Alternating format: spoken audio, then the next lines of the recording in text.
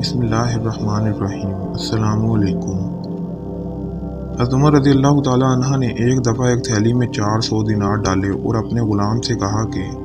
یہ تھیلی حضرت ابو عبیدہ بن جرہ رضی اللہ تعالیٰ عنہ کے پاس لے جاؤ، انہیں بتاؤ کہ امیر المومنین نے یہ تھیلی آپ کے لیے ہدیہ بھیجی ہے،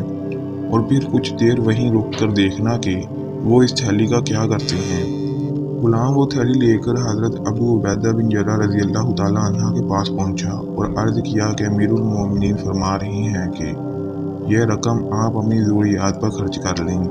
حضرت ابو عبیدہ رضی اللہ تعالیٰ عنہ نے وہ تھیلی لیتے ہوئے کہا، اللہ انہیں بہترین بدلہ عطا فرمائے اور ان پر رحمتیں نازل کرے۔ اس کے بعد اپنی ایک مادی کو بلایا اور کہا کہ یہ لو 7 دینار، فلاں کو دے آؤ، 5 فلاں کو دے آؤ، 5 فلاں کو،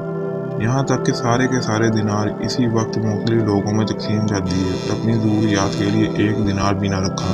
غلام نے آ کر سارا ماجرا حضرت عمر رضی اللہ تعالیٰ عنہ کے گوش گزار کر دیا۔ حضرت عمر رضی اللہ تعالیٰ عنہ نے 400 دینار کی ایک اور تھیلی تیار کی اور غلام سے کہا کہ یہ تھیلی حضرت معاذ بن جبل رضی اللہ تعالیٰ عنہ کے پاس لے جاؤ اور انہیں بھی کہنا کہ یہ تھیلی امیر المومنین نے آپ کی ضروریات کے لیے بھیجی ہے، اور وہاں بھی تھوڑی دیر رک کر دیکھنا کہ وہ کیا کرتے ہیں۔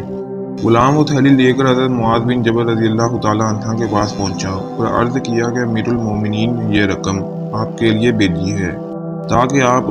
اسے اپنی ضروریات پوری کرنے میں صرف کر لیں۔ حضرت معاذ بن جبل رضی اللہ تعالیٰ عنہ نے فرمایا کہ اللہ ان کو بہتر صلہ دے اور ان پر رحمت کرے، اور پھر اسی وقت اپنی باندی کو بلایا اور کہا کہ فلاں کے گھر اتنی رقم پہنچا دو، فلاں کے گھر اتنے میں حضرت معاذ رضی اللہ تعالیٰ عنہ کی بیوی نے پردے سے پیچھے سے جھانک کر کہا، خدا کی قسم ہم بھی بہت ضرورت مند ہیں، ہمیں بھی کچھ دیجیے۔ حضرت معاذ بن جبل رضی اللہ تعالیٰ عنہ نے تھیلی کو ٹٹولا تو اس میں 2 دینار بچے تھے۔ یہ 2 دینار انہوں نے اپنی بیوی کی طرف پھینک دیے۔ غلام حضرت عمر رضی اللہ تعالیٰ عنہ کے پاس لوٹ آیا اور سارا قصہ سنایا تو حضرت عمر رضی اللہ تعالیٰ عنہ بہت مسرور ہوئے اور فرمانے لگے کہ خدا کی قسم یہ سب لوگ بھائی بھائی ہیں، ایک جیسے ہیں۔